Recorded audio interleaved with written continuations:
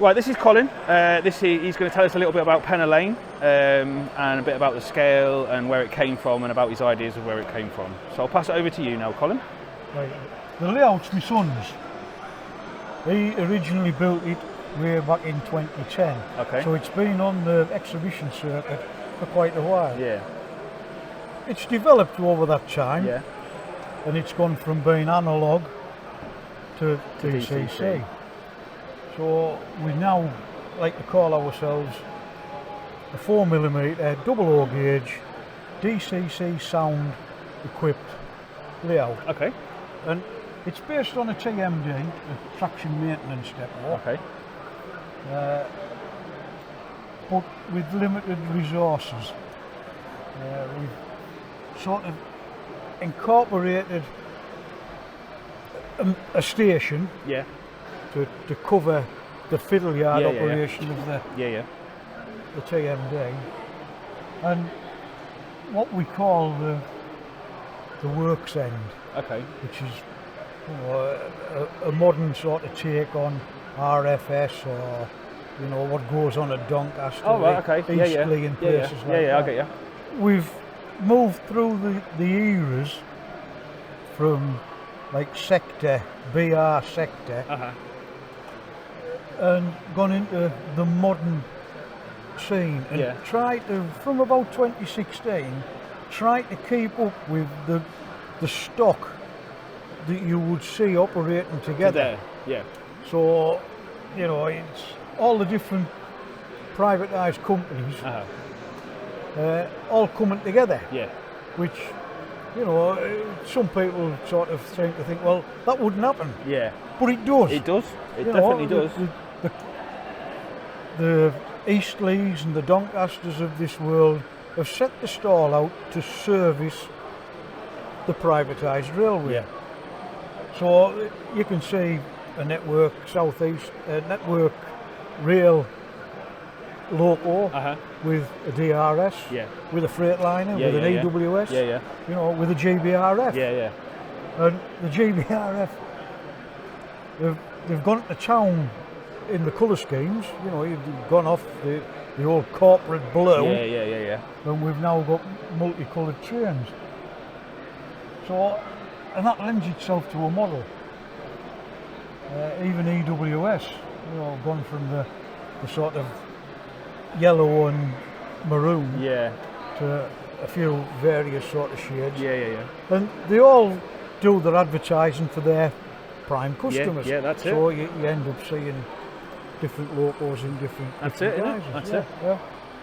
So that's what we try to portray, and then of course modelling skills sort of take over. You build little bits and pieces. Yeah. And then you find out how chips work.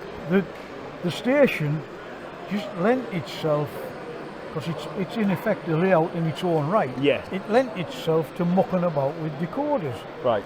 To see what they do on, what's this thing, ABC brake and shuttle, So we've managed to sort of get locos and decoders matched that'll run a shuttle service. Yeah. That keeps a measure of movement on what potentially is a pretty boring layout to me. I like to stand leaning on the fence watching the trains go by. Yeah. Roundy is what you prefer. Roundy, yeah. And that was why I was in a model railway club, because you could build big layouts. Yeah. Well, this layout, the two basic boards fit in his bedroom, and the cassette idea fit in the doorway, and you only used it when you were running. When you were running the trains, yeah. And that developed into, well, put something over to hide the cassettes, which is the station. Yep.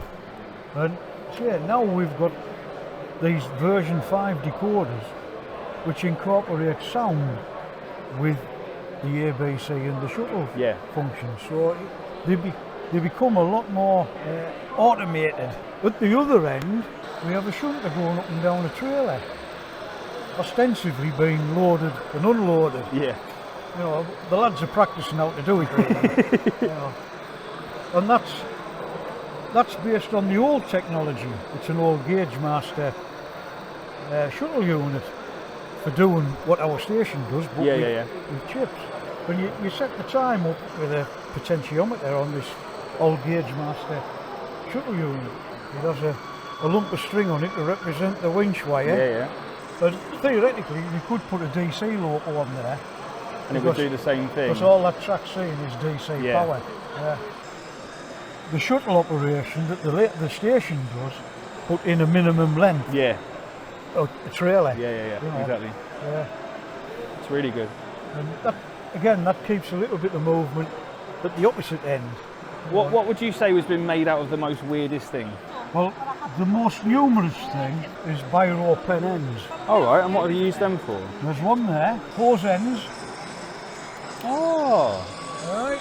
Yeah, other than that, there's odds and sods of all sorts of things. One of my favourite pieces, 3D printed bits and pieces that, alright, they form a good basis. Yeah. To start from. I mean, look at them. The detail on them. Yeah, that's, it's brilliant. Really good. Yeah. And manufacturers are coping for this type of layout. Yeah. But yeah, the basic engine block is a 3D printed piece of kit, and then the rest of it is, well, you know, you make it out to whatever. Yeah. And that's sort of bits of plastic and bits of brass. Yeah. You know, just bits of brass to represent what's there. Yeah. It's a nice medium to work with. Yeah, definitely. You know, and the other thing I like is my lathe. Taking off a club visit to our works, and because we had an ex-Shildon lathe operator with us, we got invited down into the pit. Oh, nice. To get a look around, so you know, you pick the details up. Oh, brilliant. Yeah.